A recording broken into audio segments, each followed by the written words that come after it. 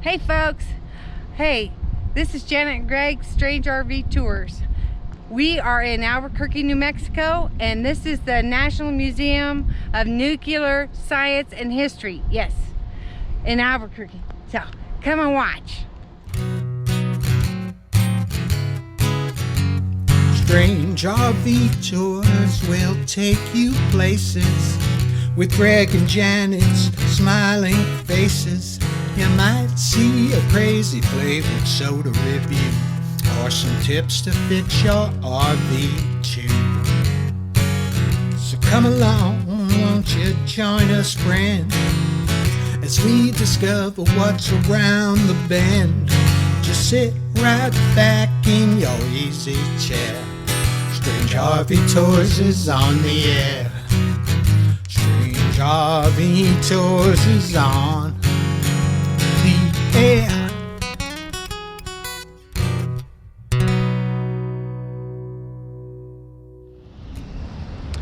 All right, we're going to check out the National Museum of Nuclear Science and History here in Albuquerque, New Mexico. In 1938, two German chemists were able to split an atom, and that was the first beginnings of nuclear fission. Then this was a letter that was signed by Albert Einstein that was written to F.D. Roosevelt, and this was the beginning of our nuclear program. Different instruments that were used in the program. A display of the Los Alamos project. This right here was a device for measuring the neutron flux of a uranium core.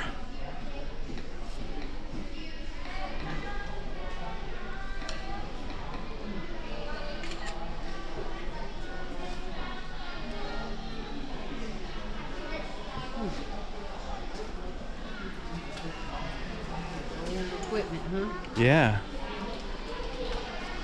It's hard to believe they built an atomic bomb using this old equipment.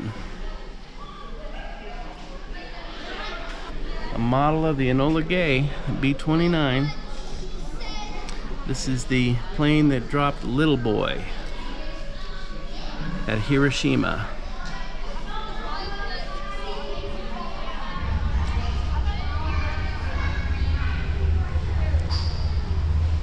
This is a B-29 Super Fortress. And this is a model of the plane that dropped Fat Man on Nagasaki. Now we get to the fun stuff here. This is a reproduction, actual size, of Little Boy, the bomb.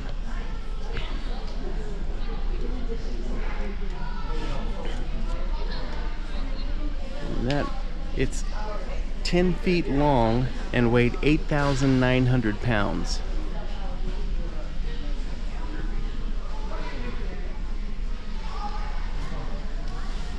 Wow, that's cool. This is a model or reproduction of Fat Man.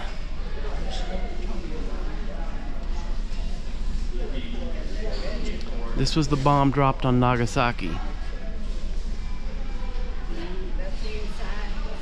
It's 10 feet 8 inches in length and 10,800 pounds, and it was a 20 kiloton bomb. That thing's massive. It's like the size of a Volkswagen.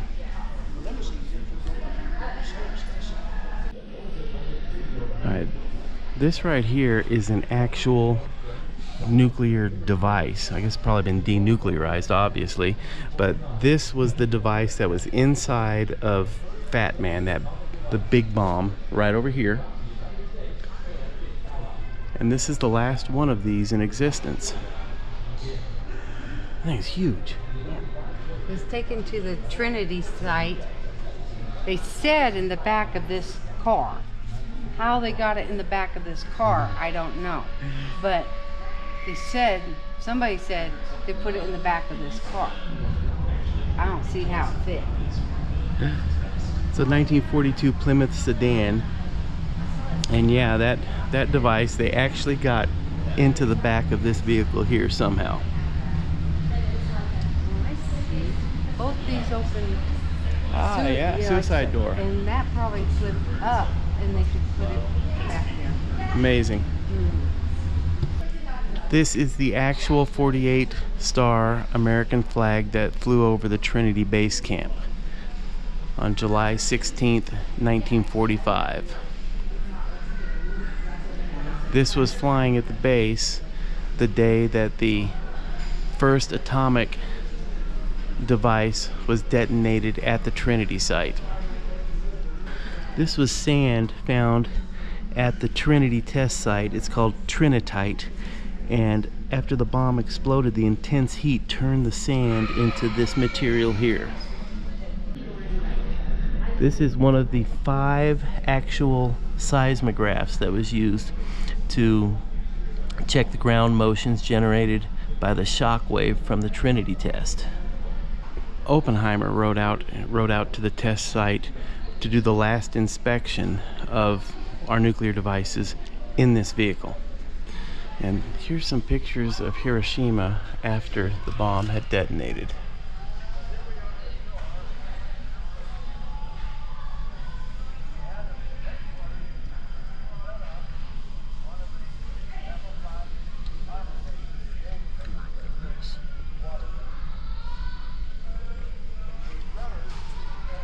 The destruction, goodness. And this is a Lance. It's a short-range, highly mobile, guided surface-to-air tactical ballistic missile with a fission warhead. Kind of dark. I hope you guys can see this. It's pretty cool. Yeah. And this was a mobile unit. Be pulled out to where they wanted to launch from. This was a Davy Crockett. It was a bazooka-style missile, and it was nuclear. It's only 30 inches long. Wow. 11 inches in diameter. And here, yeah, here is a real Davy Crockett. It was launched from a bazooka type of device. I'd be worried that it wouldn't throw that thing far enough to keep from killing the guys that launched it. These right here are broken arrows, which is a term that they use for a nuclear weapons accident. There's been 32 of them here in the United States, and luckily none of them detonated. They didn't have the switches, I guess, in the right position or whatever to detonate. They don't do that unless they're going to actually drop them on purpose. Wow. Yeah, Janet just pointed out, here's a list of all of the accidents that have happened in the United States. And this one right here, on March 11th, 1958 in Florence, South Carolina, we did a video on that location where the bomb hit. It created a 35-foot or 70-foot crater that is now a pond in somebody's backyard. Yep. It actually landed right in their backyard, destroyed their house. This is a short-range nuclear missile. This is an M31 Honest John on its launching mechanism.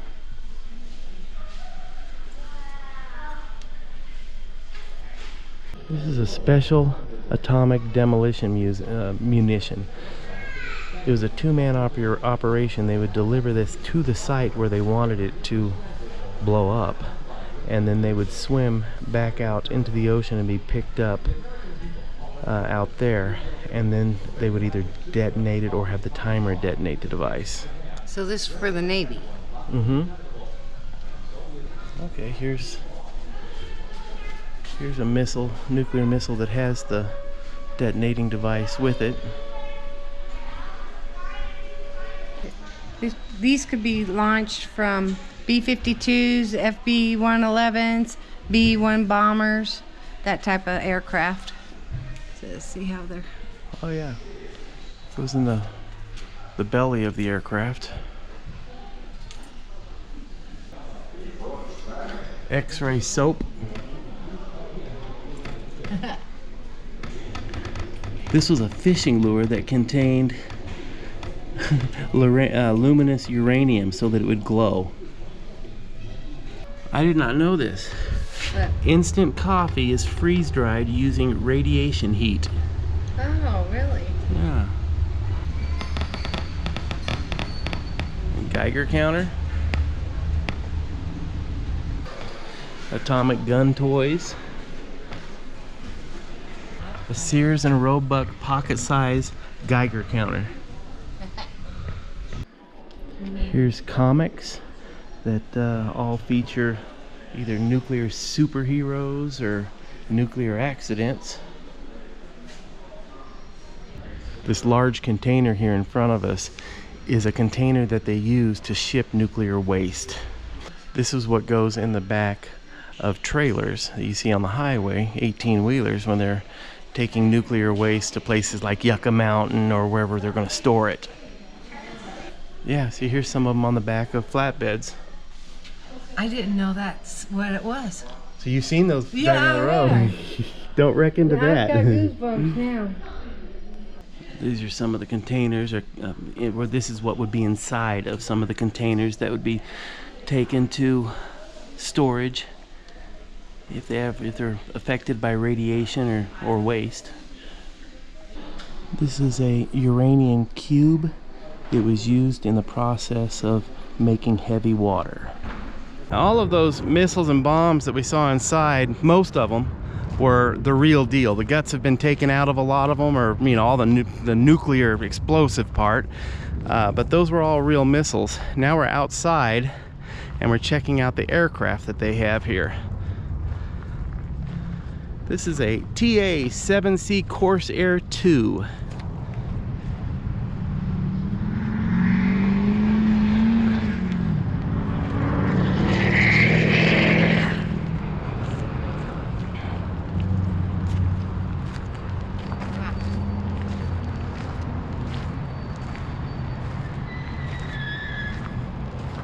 This is a MiG-21. This was a Russian plane.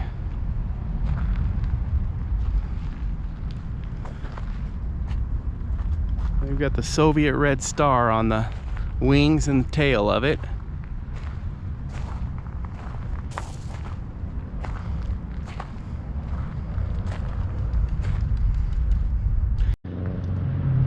All right, we've got a F-105D Thunder Chief here, and this plane would do 1,300 miles per hour and had a range of 1,800 miles.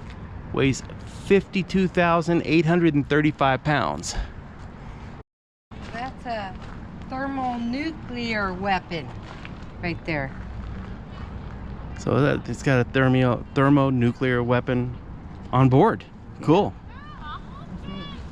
All right, we've got a F-16 Fighting Falcon Viper here, and this plane had a 1,407 mile range and a top speed of 1,353 miles per hour, or Mach 2.05. It's a legendary fighter jet there. This was the tower that they used to test the first nuclear device. They would drop that nuclear device. Of course, when it hit the ground, it would detonate. It's a 100-foot tall tower. And I don't much like that thing hanging over my head right now. You can see it right there. This was the device that we saw inside, that was placed inside of Fat Man. Janet just informed me that this is a Nike Hercules missile. This museum is unbelievable. This is, there's 35 national museums across the United States. This is the only national museum in New Mexico. Janet just informed me this is an Honest John launcher. This right here, this big plane, is a B-29 bomber. And here is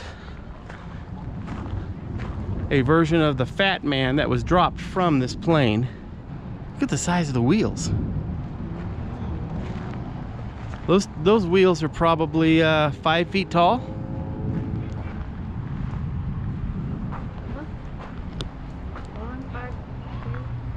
Huh, so maybe 4.5 feet tall. Yeah, it's a B-29 Super Fortress.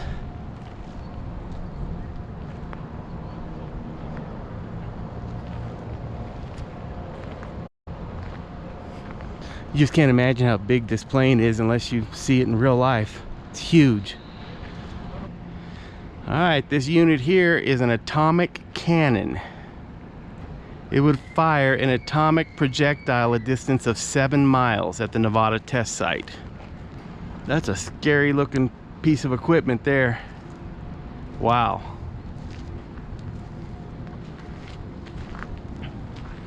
You go 7 miles? Mm-hmm. Wow. And this thing weighs 86 tons.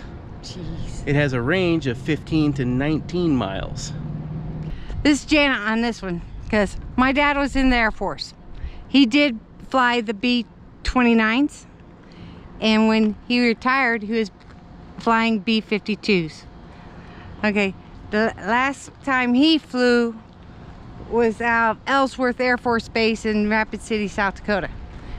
But when I was just a kid, I was there kindergarten, first grade, second grade, right? Well, one day they took me to the base to see Daddy's plane. And it was a monster like this, but it was black, okay? It was black. It was terrifying. They had to drag me to the plane. But once I got up in the cockpit and sat in his seat with all those gadgets, it was awesome. Oh, it was so awesome. But anyway, my dad was really involved with a lot of the A-bomb testing and stuff like that. He was in Guam, he was all over. He was SAC, so he didn't say much of nothing about where he was, what he was doing, that type of thing. Empty, this weighs 172,740 pounds. It's 159 feet 4 inches long and had a serving ceiling of 50,000 feet. Yeah. I can't believe it got off the ground. Yeah. Oh, here's a thermal nuclear weapon. Okay. So, oh my gosh, see? It would go right up in there and look at the hatches just for the wheel assemblies.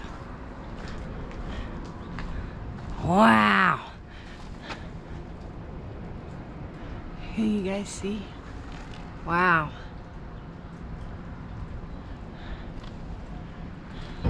That's massive, man.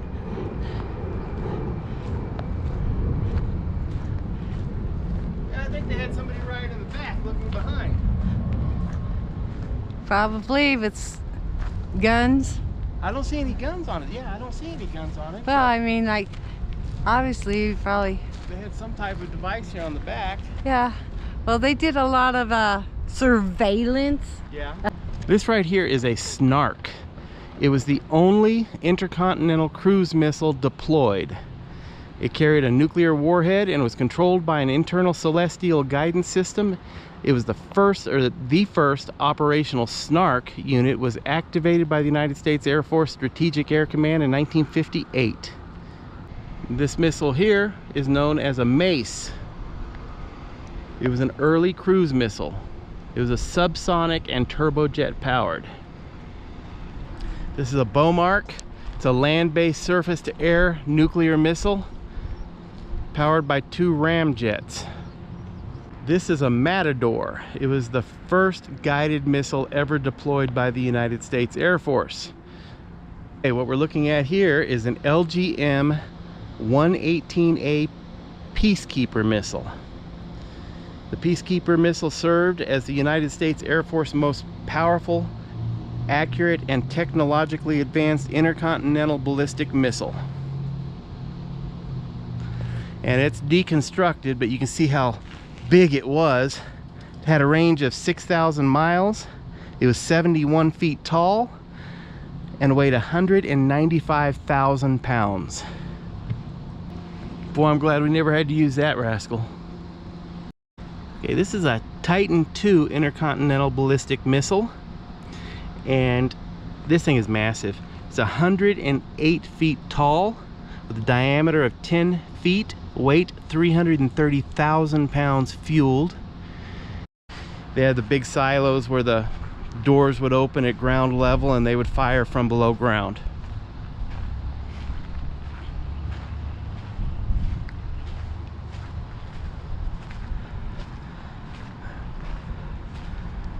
I did not expect to see these giant rockets here like this. I went to the Atomic Museum before it was the Nuclear Museum years ago here in Albuquerque, and they had some of the smaller missiles inside the facility, but nothing like this. This is massive. Okay, this is a B-47 Stratojet, and it weighs 226,000 pounds. That's its takeoff weight, fully loaded. And it would cruise at 560 miles an hour with a maximum speed of 610 with 3,500 mile range, and weighs 226,000 pounds. So that is massive. Janet's father actually flew some of these also. And this right here in front of me is obviously a submarine that got stuck in the mud. No, it is part of the Uss James K Polk, and it is a attack submarine. It's been converted to an attack submarine at some point. Well guys, this was pretty cool. This was not just about nuclear stuff and like energy and you know, war and you know, whatever, but it's a lot of interactive stuff for kids too, so that's pretty neat. All right guys, well, if you like this one, give us a thumbs up and subscribe if you could, please. Hit the little bell for notifications and share with your family and friends. And thank you, Patreons, and thank you, honey. This was fun. All right, You guys take it easy. Bye-bye.